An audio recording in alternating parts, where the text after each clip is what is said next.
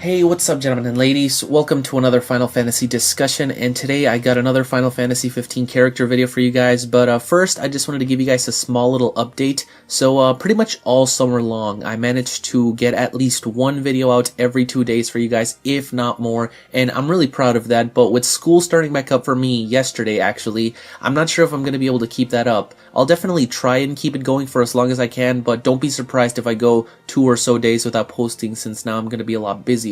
I'll have more info on this, so stay tuned for my 5,000 subscriber special whenever that ends up being. Anyways, today's character was actually suggested by Lunar Gates as well as Kaiten Senpai, so thanks for both of you guys for today's video on the one, the only, the man that needs no introduction, even though I'm giving him one anyways. Take it away, Lin-Manuel. Here comes the general. Rise up. What? Here comes the general. Rise up. What? Here comes the general. Rise up. What? Here comes the general. What? And his right-hand man. Boom! That's right, today's video will be focusing on the character of Glauca from Final Fantasy 15 as well as Kingsglaive, and don't worry, I will put up a spoiler warning for when I talk about what we found out through the movie for those of you that haven't watched it yet, even though you should really get on that.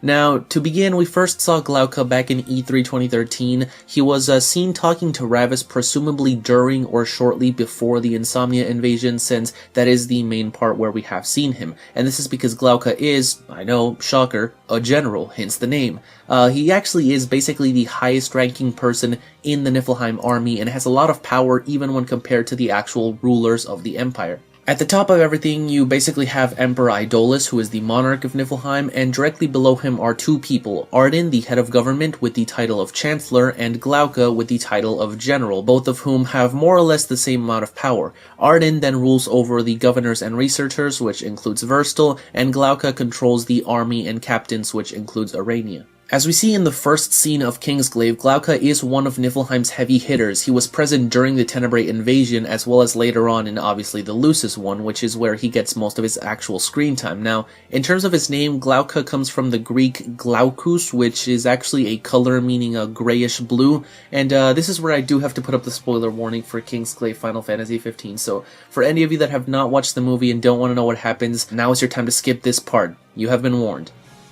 So very early in the movie, we find out that Glauca is actually responsible for the death of Luna and Ravis' mother, the Queen of Tenebrae. With no ruler, the kingdom basically fell and was annexed by the Empire, now being a part of it. Later in the movie, during the Lucis invasion, he is responsible for cutting off Regis' fingers, making him drop his powerful magic ring, as well as the eventual death of Regis, which caused Insomnia to fall to the Empire as well. So his monarch kill count is now at 2. Eventually, at the end of the movie, we do find out who the man under the mask is, and he's actually a member of the Glaive who gathered several Glaive members to betray Regis during the invasion. I'm not gonna lie, it wasn't very hard to tell this plot twist was coming, but he is indeed Tidus Draudos, the commander of the group and basically leader to Nyx. So a little bit of information on the character himself. In the English version of the movie, he is voiced by Adrian Boucher, and as Koichi Yamadera in the Japanese version, who had worked with Square in the past, providing the voice for Kain in Dissidia Duodecim. The name Tidus comes from the Roman emperor from the Flavian dynasty of the same name, and his surname Draudos comes from the Greek word Draidos, meaning skinned or flayed, and that's all that I could really find for that. Towards the end of the movie, Glauca does end up getting stabbed by Nyx. However, before we see him die, the camera pans away, leaving open the possibility that he is still alive and might return in the game itself, Final Fantasy 15.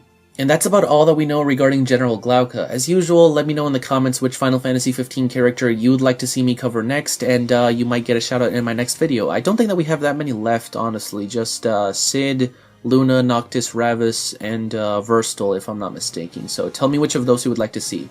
But with that, that's all that I have for you guys today. I hope you guys enjoyed. If you did, be sure to blitz that like button, subscribe as always. Stay tuned for all things Final Fantasy.